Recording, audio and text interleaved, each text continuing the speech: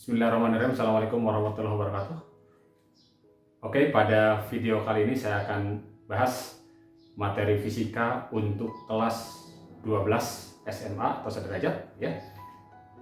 Untuk semester ganjil. Ya, ini tentang arus listrik. Ini adalah materi yang awal ya. Nah, kalian tentu saja sudah pernah mungkin mendengar tentang muatan listrik. Ingat bahwa suatu benda dikatakan bermuatan listrik itu kalau kelebihan atau kekurangan elektron ya. Ketika kelebihan elektron maka dia akan bermuatan negatif karena elektron adalah partikel bermuatan negatif. Sebaliknya ketika benda kekurangan elektron maka benda tersebut akan bermuatan positif. Nah, ketika muatan mengalir ya atau berpindah dari satu tempat ke tempat lain, tentu saja melewati suatu penghantar ya, maka dikatakan ada arus listrik ya. Jadi arus listrik secara sederhana adalah aliran muatan listrik ya, aliran muatan listrik. Nah, sekali lagi terus bahwa di sini muatan mengalir atau berpindah pastilah pada satu penghantar. Nah, tetapi kalau kita lihat lagi bahwa ternyata tidak semua bahan bisa menjadi penghantar. Dan kalau dikelompokkan berdasarkan kemampuannya untuk menghantarkan muatan listrik ya atau menghantarkan listrik, maka bahan dikelompokkan menjadi tiga ya.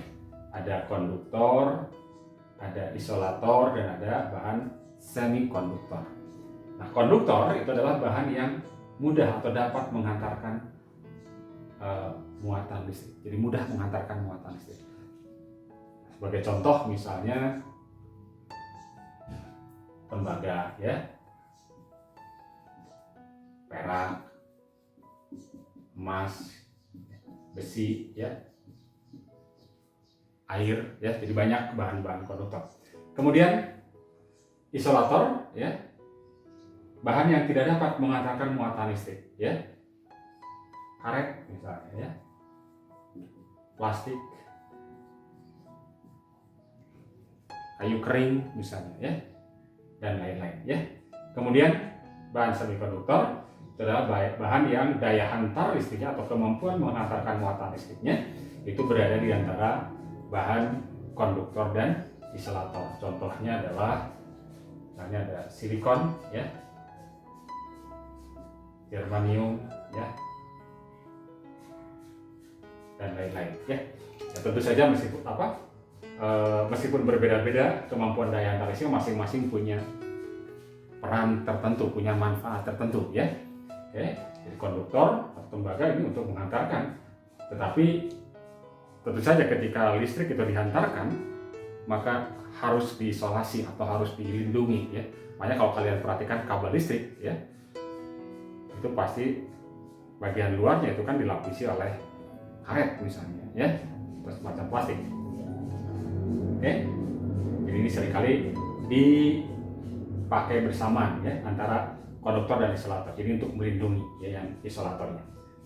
Kemudian semikonduktor juga ini merupakan bahan yang banyak dimanfaatkan ya, apalagi teknologi zaman sekarang ya, kalian yang kita manfaatkan itu banyak memanfaatkan bahan-bahan semikonduktor. Bukan hanya silikon dan germanium sebenarnya banyak. Jadi campuran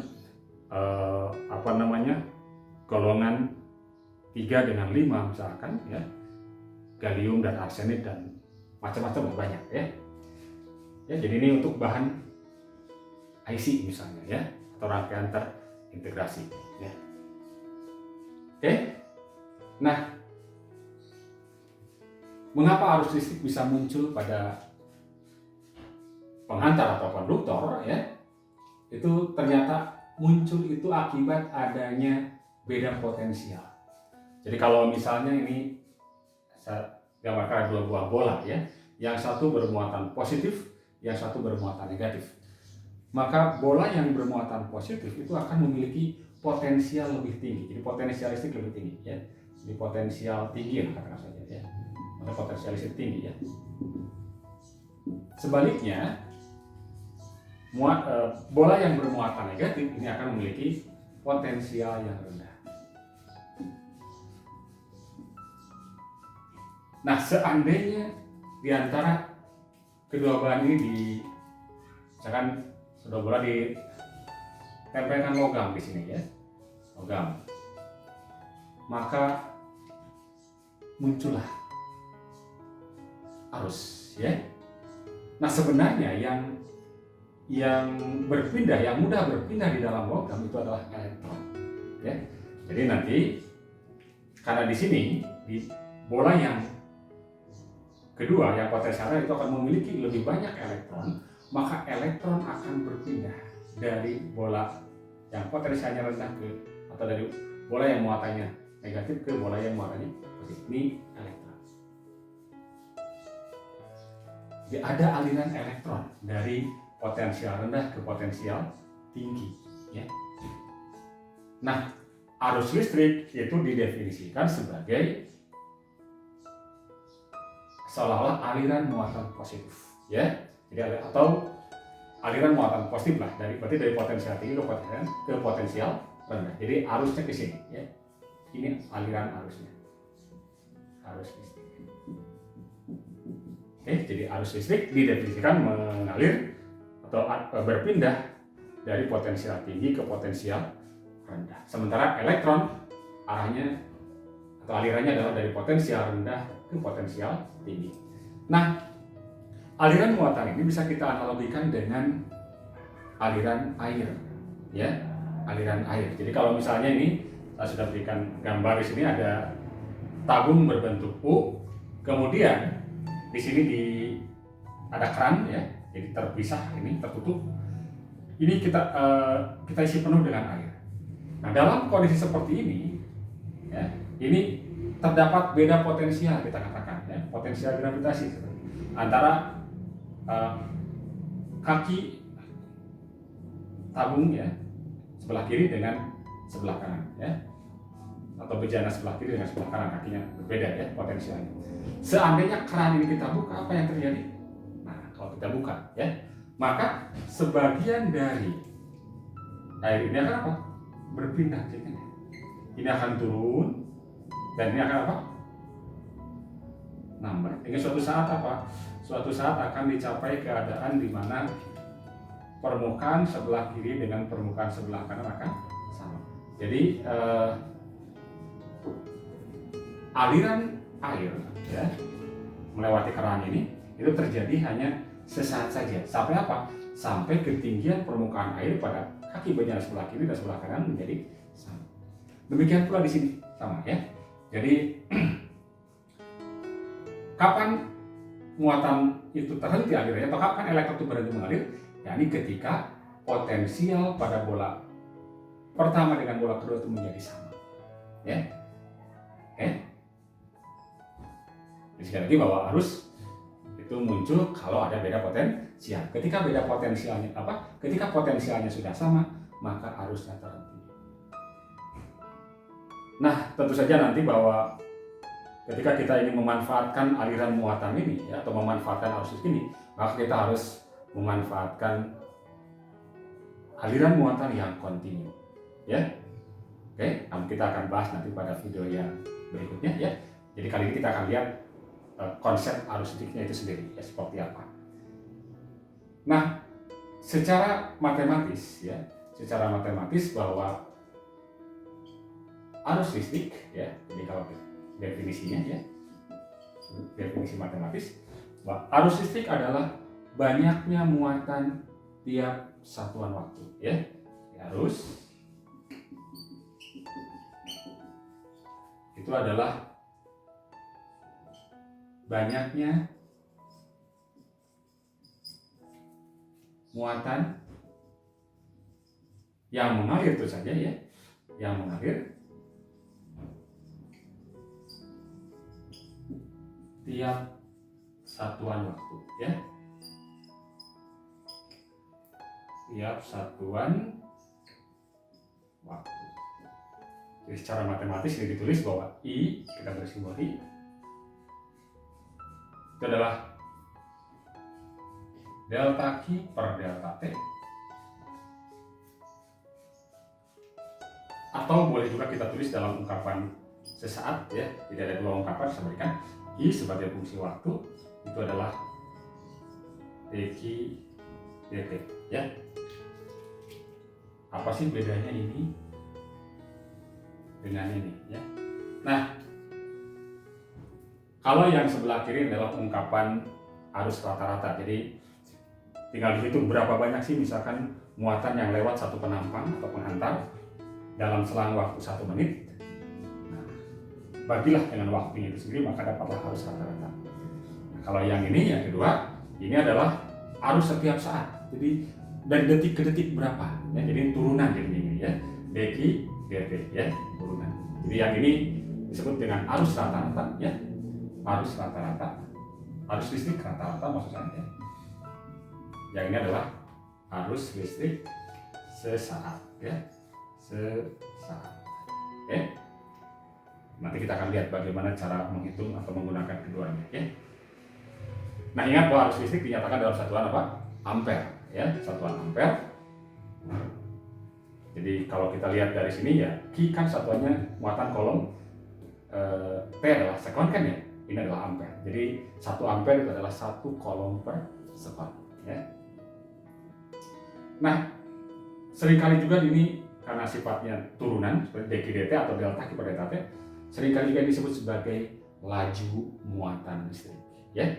Jadi dq dt atau delta Q per delta T sering kita sebut sebagai laju muatan listrik. Jadi sama saja kalau misalkan ada yang menyebutkan apa itu arus listrik? Arus listrik adalah laju muatan listrik. Ini pengertian yang sama saja. Oke. Nah, dalam hal ini karena sebenarnya tadi kan dalam konduktor terutama zat padat ya, bahwa arus adalah aliran elektron ya. Maka muatan listrik ini juga kan merupakan kelipatan dari apa?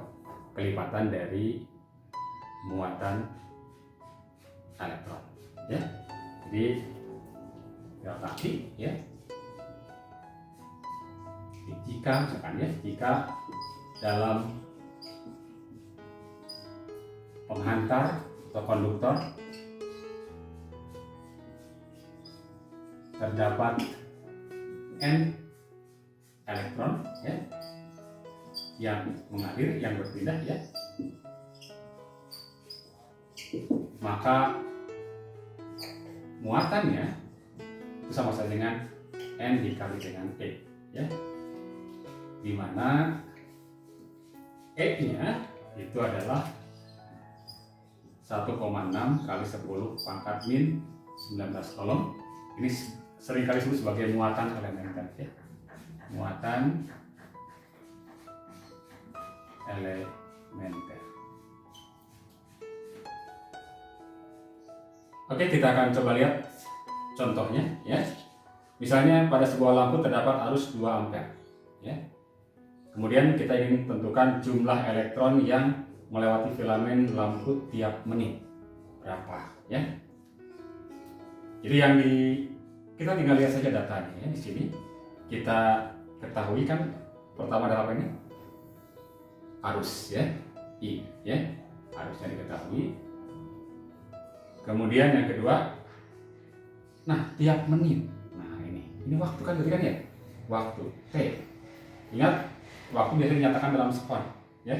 Jadi 1 menit berapa sekon? 60 sekon ya.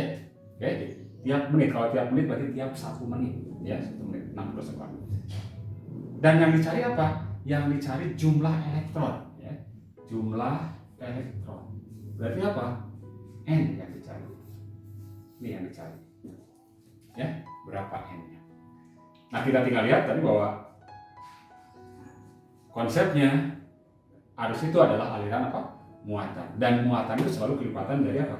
Jumlah elektron. Ya. Sehingga kalau begitu kita bisa lihat atau kita bisa gunakan rumusnya, rumus mana? Ini ya. Bahwa delta Q sama dengan apa? N kali Y. Ya. Jadi kita boleh langsung gunakan aja bahwa delta Q sama dengan N kali E. Jadi kalau ingin tahu N harus tahu apa? delta Q. Dari mana?